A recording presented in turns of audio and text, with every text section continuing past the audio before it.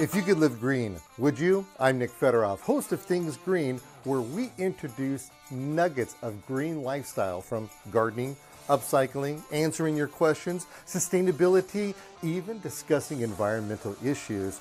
You can become more confident in making the right decisions for you and your family. So come along as we are Things Green.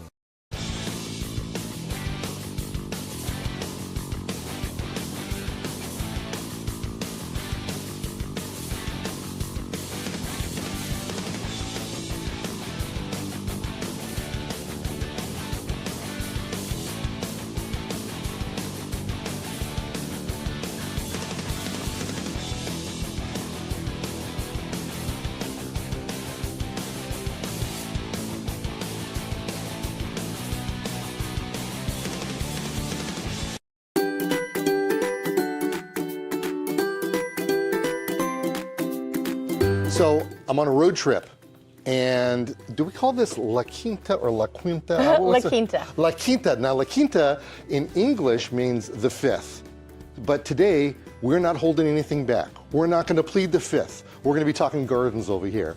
I was on a little R&R, and I was reading a magazine, and I came across this young lady's article that she wrote, and I thought it was fascinating because you do something that you traditionally don't hear about in the world of yard and gardens, and that is you build gardens for people. So it's a form of landscaping, but it's in the form of edible gardens and not, you know, planting grass and then munching on the grass, correct? Right, that's right. Great. Well, thank you for letting me to invade your place. Absolutely. And by the way, this is really fascinating. As you can tell, it's a very nice, beautiful, sunny day. It's supposed to be 85 degrees today. It's a bit warm today. I am melting over here. But this is the fascinating part about here in Southern California. Now, where the thingsgreen.com Botanical Gardens is located, we have a very interesting, it's a very interesting place because I can drive in practically 2 hours in every single direction, northeast, southwest, and everything in between, and I have hit every single growing zone on the USDA zone map. So what does that tell you? Throw that map away. That map is ridiculous for here in Southern California. It's okay for it to help you out if you want a little bit. And they'll even tell you on the website that, hey, this is just an estimate. We're just kind of guessing over here. Because what's happening over here and what's happening 2 doors over, by the way, it's a pretty massive construction that's going on, right? Right. And you said they just finished that thing? They just finished it. It's for sale. They just finished it. That's a big old pile of dirt out in the back. I thought it was her place, and I'm thinking, oh my, I'm going to have to, she's going to give me a shovel and start digging or something. We're going to get this garden installed, aren't we? Yeah. Okay, so this is an example of what you do. Yes. Tell us about it. Yes. So here are some elevated raised beds. They're cedar because cedar is the best kind of wood to use. It's naturally pest resistant. It's long lasting. It works great. And it's beautiful. And it smells amazing when you're building it. So these are elevated because some clients would like to put them on the patio. Other people put them on the dirt and they don't have the legs on them. Okay, so are they all about the same size when you end up building Right, there could be anywhere from maybe 7 inches. Some are up to 14 if you really wanted some super deep ones, but usually about 7 to 10 inches in depth. While you're over here telling me this, why are you doing this? How did you get into it? Well, it started when I was 17 years old in my first class in college at COD here in Palm Desert. I took plant science class, and my professor, Michael Watling, changed my mind forever and introduced us into this world of plant science and plants, and I fell in love with plants then. And my degree is in environmental analysis and design from UC Irvine. I've been a tree hugger and ecologist for years. Yeah, I have no idea what she just said, but you got to admit that's pretty cool, right? And I love plants, and I've always taught plant science. I've been a teacher for years. I do a lot of science with the kids, and ecology is super important, and plant science, and let's face it, plants are everything. Plants are the most important thing. And when they're edible, it's even that much better. Right, right. Yeah. And over the years, I just realized that we should all grow our own food. And after the pandemic, when there was food problems and such, growing your own food is really the best thing to do for your community, for the pollinators, for yourself, for your health. Very good. Yeah. She's going to make me cry right now. Okay. Let's get back to the garden part, all right? I don't have any tears with this. Okay, so we have these raised planter Yes. beds. Are they pretty much typically just this size? So these are all 2x4s. These are a good size because they fit these. If you have ground squirrels, which I do, I think I have a whole community here, they also would like this, so this kind of keeps them out. They come in, you can do 2x3, 2x6. Some people do 2x8. If they have a big property, they can do a 2x8. So in other words, you're customizing them based on what their needs are. Right. How many people, when you set up a garden, how many people have actually never gardened before? You know, everybody that I've talked to has done a little bit of gardening. They've tried and then they failed. So they all have the space, they don't have the time and the knowledge and the know-how. That's where Thyme and Space Gardens comes in. Ah, I see what you're doing there, Sneaky. Okay, so before we go any further, I'm a little curious why your plants are in jail. This is the anti-ground squirrel protection. Oh, anti-ground squirrel. Yeah, Okay. so they oh, lift that's up. how it lifts up. Oh, how nice. They lift up so you can harvest and prune and do whatever, plant some more. We're gonna plant, it's planting season right now. So I've been pulling out some of the winter crops and we're gonna plant some spring crops. Now, are you planting based on how big the plants get? What the client wants? Do you care what the client wants? Yes. I mean, all of that. All of that? Yeah. Okay, so are you sitting down as a consultation with them, asking them what they need? Yeah, so we're talking about, there's a certain plants that grow, you want to start growing in the spring, and other plants do better in the fall, the cold season plants and the warm season plants. So that's kind of where we start. And what do they want? What kind of plants do they want? And you can grow other things that aren't so in season. With a little bit extra care and love, they'll work.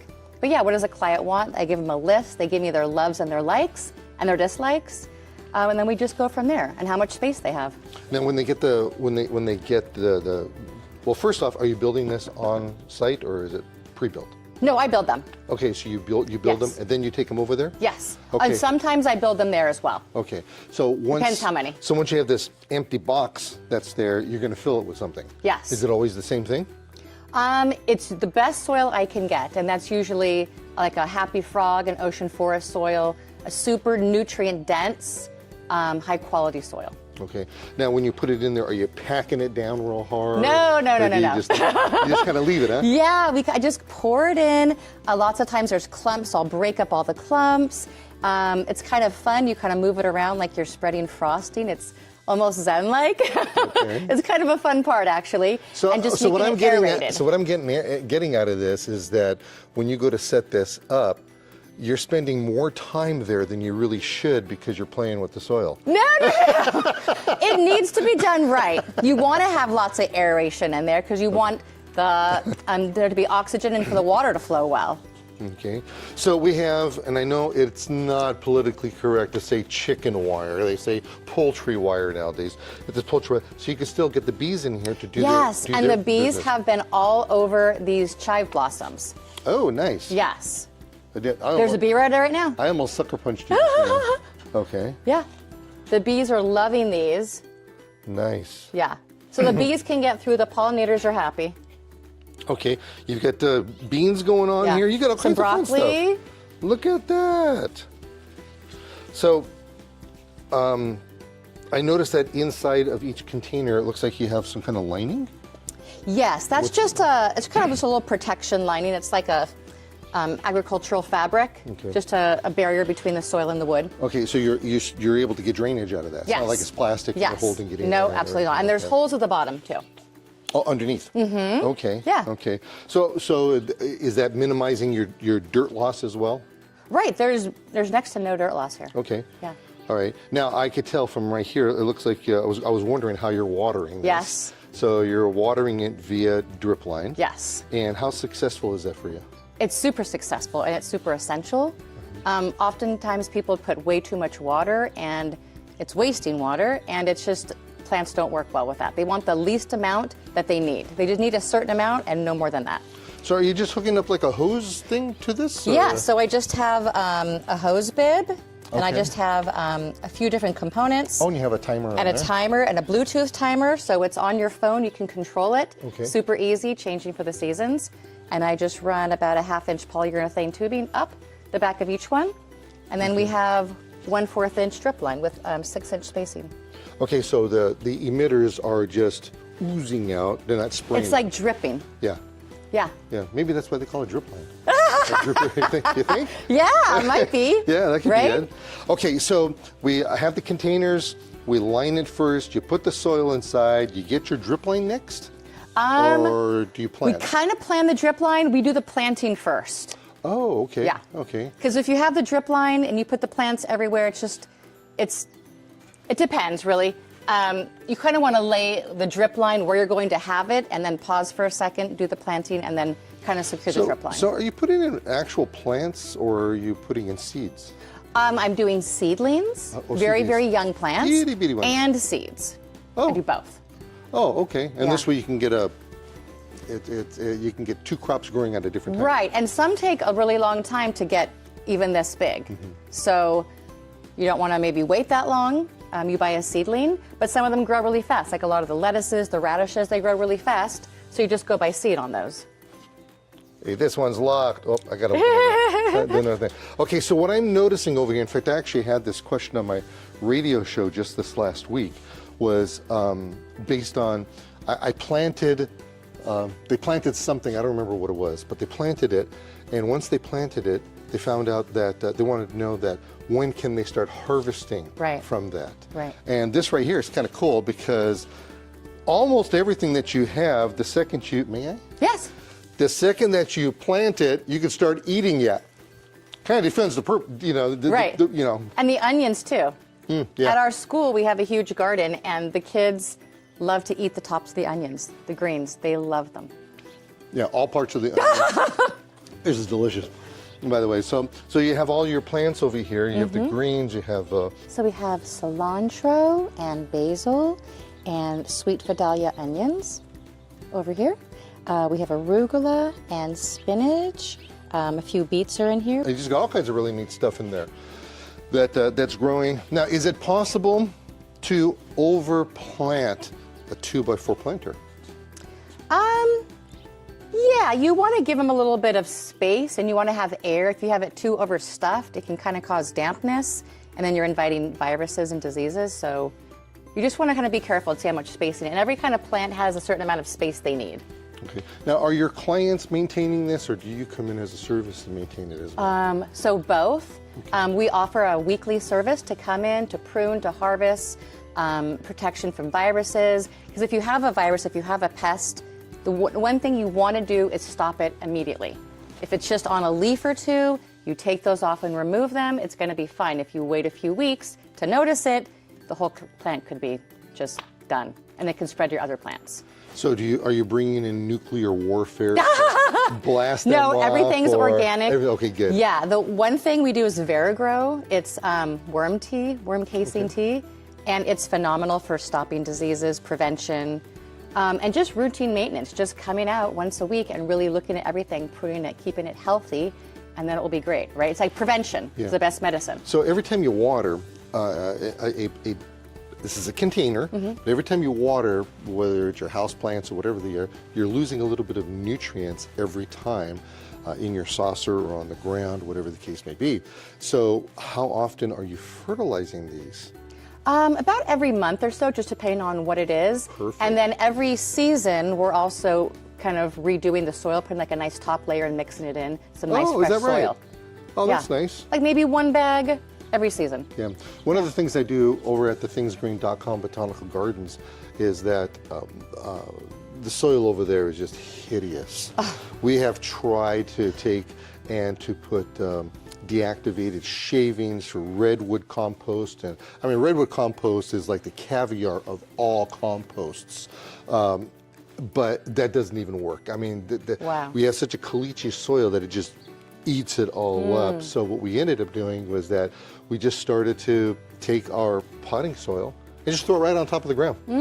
and then once we build it up and you put a good 6-inch layer, it's going to squish down to 3 inches, and then you put another 6 inches the next year. Right, and exactly. You'd be surprised, depending on the weather condition. And boy, is it ever getting hot right now. You go to the shade. I am cooking over here. It's horrible. We might have to take a break and sit over there. I actually went and brought my hat and Right? I figured we're going to be filming with that today. Yeah. But anyway, so what's interesting about this particular concept is she's actually using the same kind of concept that we use at the thingsgreen.com botanical gardens. When you have, in this case, there's no soil and you're adding the soil, and when you look at it, technically speaking, there's no real soil in there. This is synthetic, what they call synthetic soil. You're not going to have, soil is made up of clay, it's made up of sand, and it's a loam. So there's a lot of components, but what they do is that they bring this science to it, to where they add things that are really important. Like, for instance, here we have this white stuff right here. This is a volcanic-like material, but you can call it perlite. And perlite is uber awesome for saving water, because if you were to look at it really close, you'd know that there's little tiny pockets in here.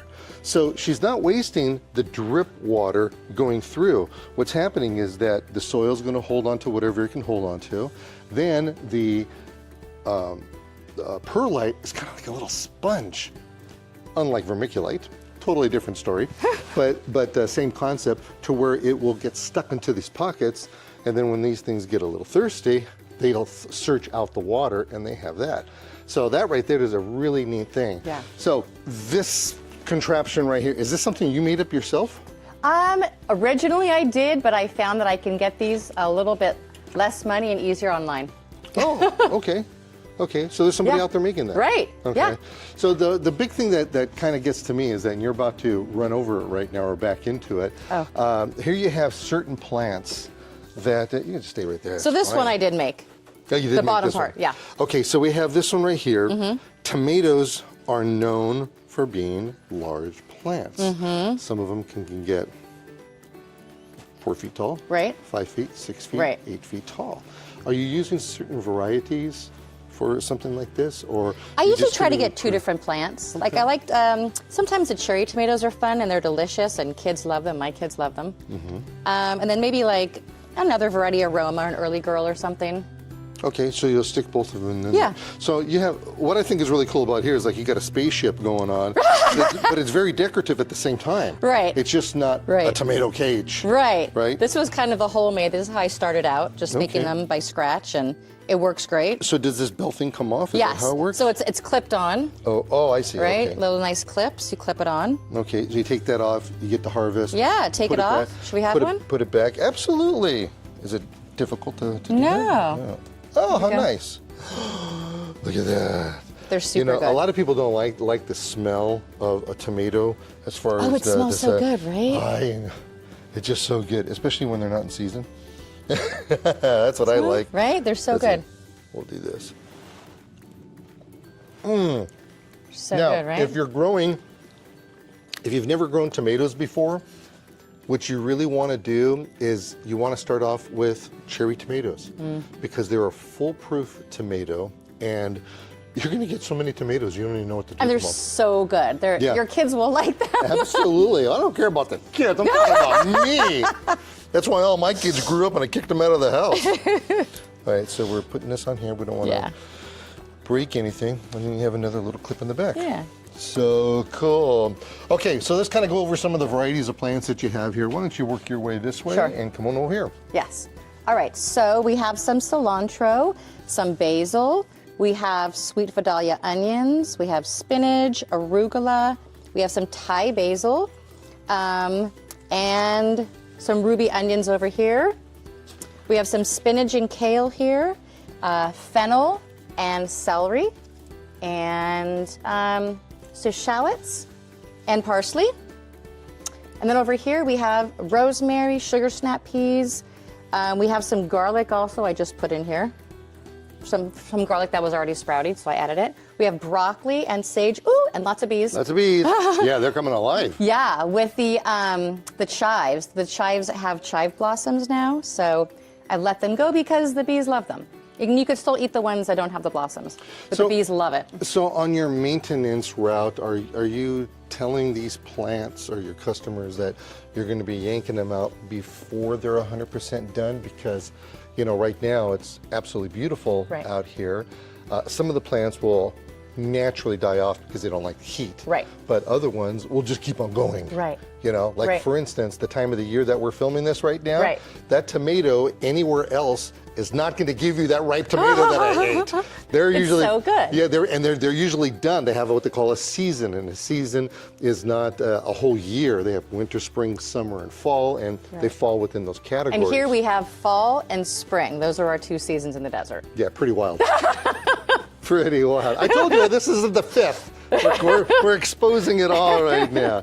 And we're also exposing the fact that she has an ice rink in here, right here. I'm actually standing on, she says, oh, by the way, did you bring your skis, or what do you call it? For the Junior Firebird team.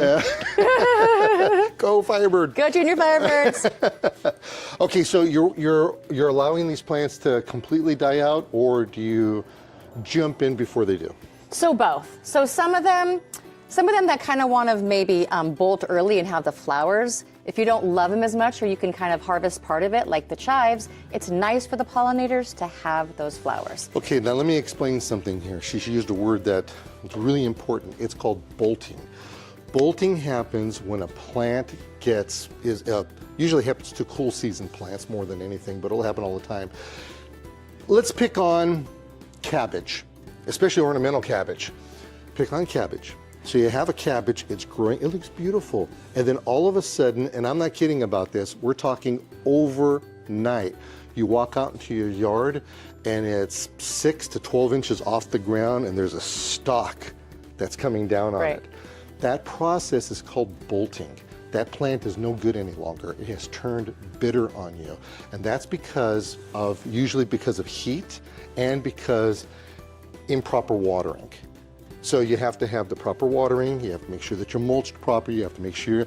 She's talking about TLC over here is what you're talking about, right? Right, you have to really take care of them. Yeah, look at them. Okay, I'm sorry, go ahead. No, that's okay. So sometimes we do let them bolt because it's good for the pollinators, and other times we say, okay, that one's done, and now it's spring, like in the desert, it's planting season right now. So we're planting the new spring crops, and that will, some crops are quick, lettuces, radishes, and other ones will take until July. Maybe if you're going to plant watermelon, something like that. Now, the average temperature out in our deserts over here in the summertime is about 4,000 degrees. And I don't think I'm not embellishing there either. 120 or so, yeah. What do you do to protect them? Right. So the herbs will be fine. They're really hardy. The other things, you do like a cover. So these work really well because you can put like a sun cover, like a 75% sun cover, like an agricultural shade cloth on here. And so you can grow some stuff. Not everything is going to grow great, but melons grow great. I had last July, I harvested baby watermelons. Oh, nice. So they do well, and also you can move it so you just have it east facing. Okay. You can move them around. Okay. Yeah. Okay. Yeah, we're definitely in the south. I'll tell you, we're cooking over here. Okay, so if you're going to be growing melons in this, you're allowing them to go on the ground? Is that what you're doing, or you keep? No, so we're going to do like small melons, like baby watermelons. Okay. Yeah. Okay. Or baby. It depends. Some people have huge backyards, and we have a big 2x8. I grew pumpkins this last year, and we're talking each one of those things went out 60 feet. Right. And that's unusual. Or vine them up on a trellis, right? So they're going vertical. Yeah, yeah. Well, I'll tell you, this has been really exciting to come over here to see this. I've never seen them in jail before like this. I think it's really neat that you're able to. It's to make the squirrels happy. Yeah. I think it's really neat that you've made a business out of this. Yes. And so that you can foster the idea of growing and keeping things green. Yes. Keeping things green by and having vegetables. You can get little kids involved with this, and even for the elderly if they need to, and especially for the ADA access. You can bring a wheelchair up here. Take this off. Depending on where you live, you may not have to put them in jail, right? Right. Yeah. All depends on your squirrel and rhinoceros activity. Thank you very much. You're welcome. Thank you so much. All right.